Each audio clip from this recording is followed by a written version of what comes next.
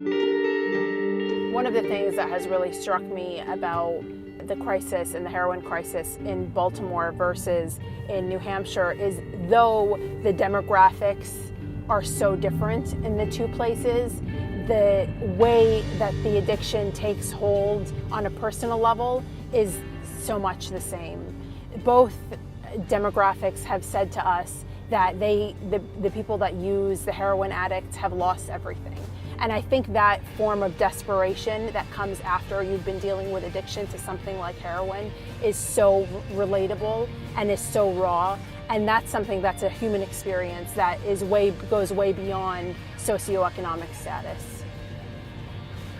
The interesting thing about our experience in Baltimore versus our experience in New Hampshire is that the approach in Baltimore is so community-based, and it seems like it really wants to put the focus on the heroin epidemic being a public health crisis versus something that needs to be tackled on the lower levels by law enforcement.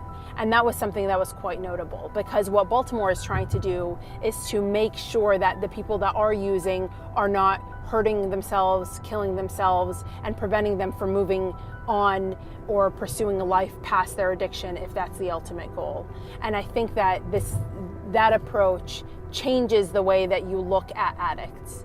And they're viewing the whole crisis in a different lens. What's been so notable for me is that though this city has been dealing with a heroin crisis for decades, the people that are hoping to turn the threat around are so hopeful. And they keep finding and collaborating on new ways to shrink the threat and to make it less of something that has its grips in every part of the community here.